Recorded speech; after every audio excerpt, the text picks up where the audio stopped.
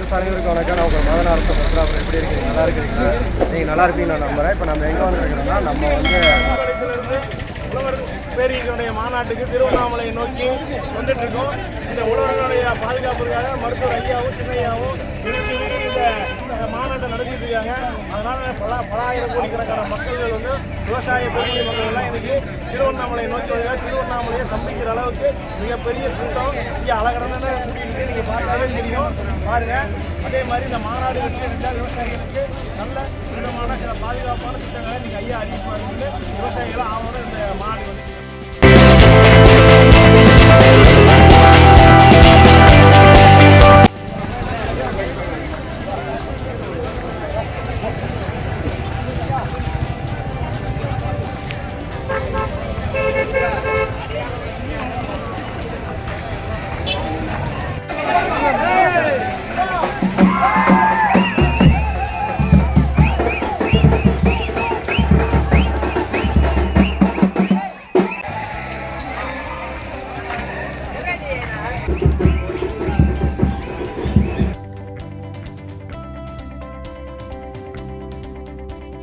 விவசாயிகளின் 10 அம்ச கோரிக்கை நிறைவேற்ற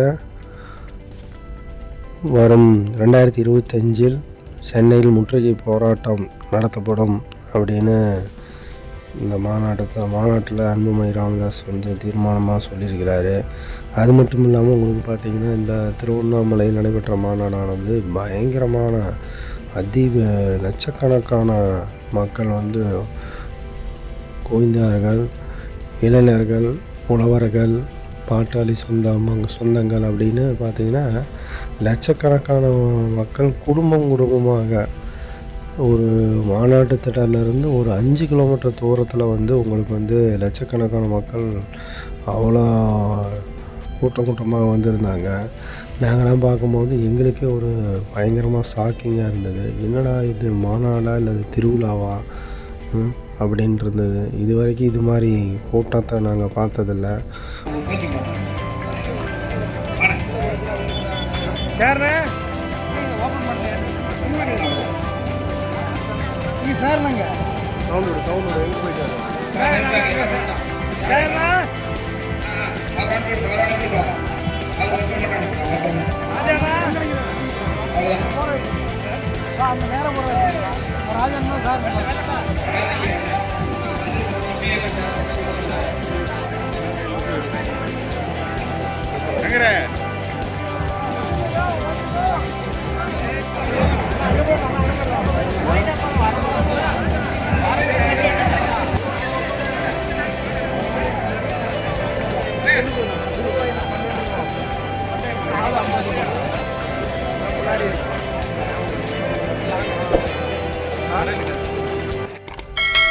மாநாட்டு திடலுக்கு பக்கத்துலேயே நாங்கள் வந்துட்டோம்.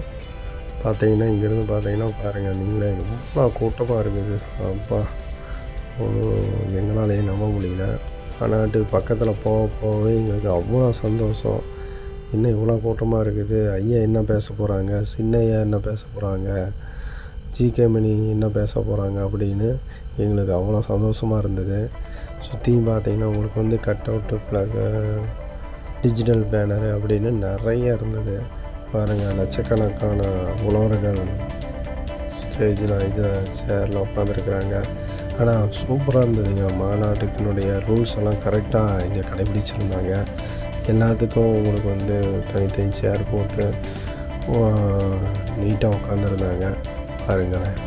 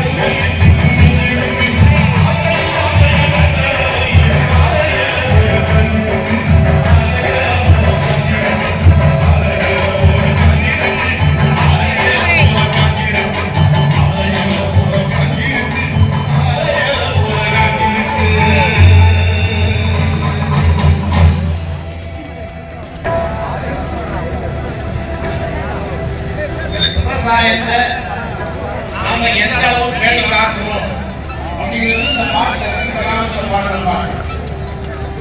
அதாவது நல்ல மலைக்கு நல்ல நல்ல நல்ல பிள்ளைன்னு சொல்லுவோம், மற்றெல்லாம் ஆசிரியர் சொல்லுவோம். ஆனா தன்னை நல்ல பிள்ளை பிள்ளை பச்சை பச்சை பிள்ளை போட்டாலும் வச்சவங்களுக்கு ஒன்றும் பண்ண முடியாது. வச்சவங்களை சுத்தனது தென்னை தண்ணி ஊற்றுவதோ வாழா அதுக்கு அண்ணனே அண்ணன் வச்ச தென்னை பிள்ளை அண்ணன் பிள்ளை வாழலாம் எம்மாடி எம்மாடி. தயவு செய்து இந்த பக்கம் வாங்க, ஐயா வாங்க, இந்த பக்கம் வாங்க. தயவு செய்து இந்த பக்கம்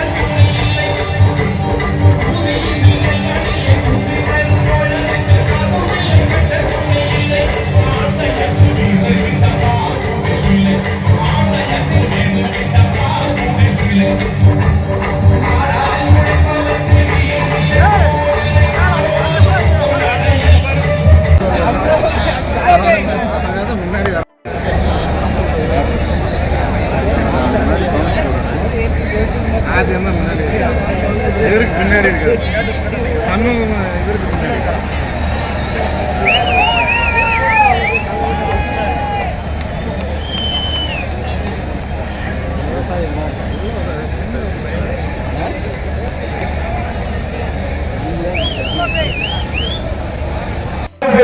நடைபெறும் காவிரியை காப்போம், பாலாற்றை காப்போம், நடைபெறும் போனார். அந்த நாராயணசாமி நாயுடு அவங்க குடும்பம் அனுத்துறையா போராடினா அவர் போராட்டமே விவசாயிகளை வாழ வைக்கும் அப்படின்னு சொல்லிட்டு இருக்காங்க. அதிக நேரம் பேசல. இங்க வந்திருக்கிறவங்க எல்லாம் நீங்க நினைச்சு பாருங்க, இந்த மாநாடு எதை காட்டுகிறது என்று சொன்னால், மீண்டும் தமிழ்நாட்டில் மருத்துவரையா தவிர்க்க முடியாத சத்தியங்களை நிரூபிக்கிற மாநாடு இந்த மாநாடு. அன்புமணி அவர்களை முன்னிலைப்படுத்தி நடத்துகிறோம், அதை முன்னிலையை ஏற்றுக்கொள்கிறோம் என்று உறுதியேற்கிற மாநாடு இந்த மாநாட்டிலே இறுதியாக சிறப்புரையாற்ற இருக்கின்ற சமூக நீதி போராளி, உழவர்களின் உயிர் நாடி எங்களுடைய மருத்துவர் ஐயா அவர்களே, கௌரவ தலைவர் மரியாதைக்குரிய திரு ஜி.கே. மணி அவர்களே, பொதுச் செயலாளர் மரியாதைக்குரிய திரு வடிவேல் ராமன் அவர்களே,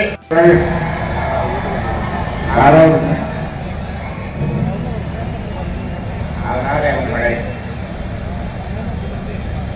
அவர்களுடைய குழந்தைகள் என்று உங்களை அழைப்பதிலே நான் ஆனந்தப்படுகிறேன்.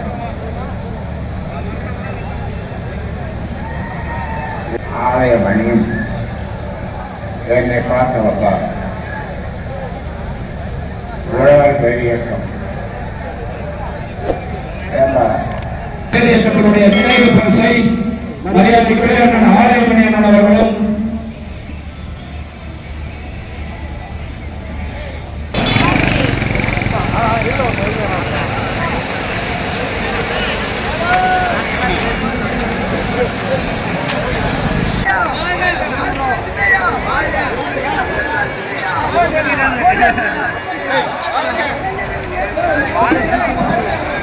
இங்கே வண்டி வருவாரு அப்படியே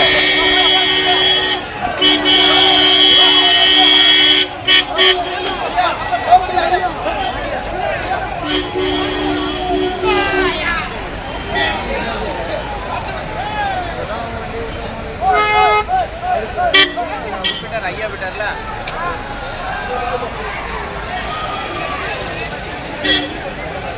அழகா அப்படியே கொஞ்சம் நவருங்க.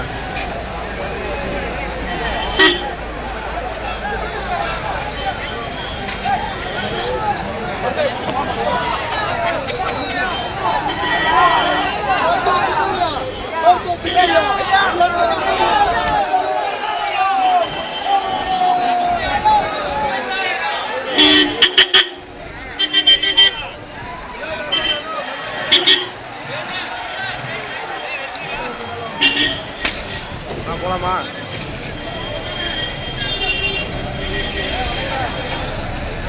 அண்ணா வணக்கம். அண்ணா வணக்கம். வணக்கம் வணக்கண்ணா. வணக்கண்ணா.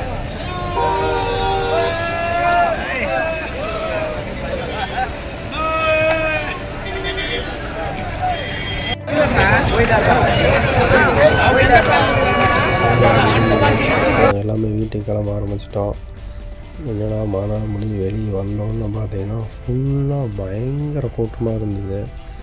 மறுபடியும் மாநாடு ஸ்டார்ட் ஆகிடுச்சு அப்படின்னு எங்களுக்குள்ளேயே ஒரு சந்தேகம் ஆகிடுச்சு.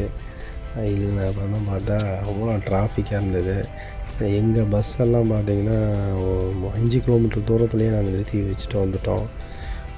அப்போ இங்கேருந்து நாங்கள் 5 கிலோமீட்டர் நடந்து தான் போனோம். அதை ஃபுல்லாக உங்களுக்கு காட்டோம்னாவே பயங்கரமாக அது ஒரு வீடியோவாகி போயிடும். இருந்தாலும் இதில் ஒரு கொஞ்சம் தான் காட்டியிருக்கிறேன். நடந்து போகும்போது எவ்வளோ கூட்டம் இருக்குது அப்படின்னு மக்களுக்கு தெரியுங்கிறதுக்கு தான் இது கொஞ்சம் தான் காட்டியிருக்கிறேன். இந்த வீடியோவில் அது மட்டும் இல்லாமல் பார்த்திங்கன்னா ஒரு சில காட்சிகள் மட்டும்தான் நான் காட்டியிருக்கிறேன். ஏன்னா இந்த ஃபுல்லாக காட்டணும்னா இது பெரிய வீடியோவாக போயிடும். ஓகே எஸ், இந்த வீடியோ உங்களுக்கு கண்டிப்பாக பிடிச்சிருக்குன்னு நினைக்கிறேன். வீடியோ பிடிச்சிருக்குன்னா லைக் பண்ணுங்கள், ஷேர் பண்ணுங்கள், கமெண்ட் பண்ணுங்கள், மறக்காமல் சப்ஸ்கிரைப் பண்ணிக்கோங்க. அப்போ தான் நாங்கள் போகிற ஒரு வீடியோ உங்களுக்கு கண்டிப்பாக நோட்டிஃபிகேஷன் வரும். ஓகே, நன்றி.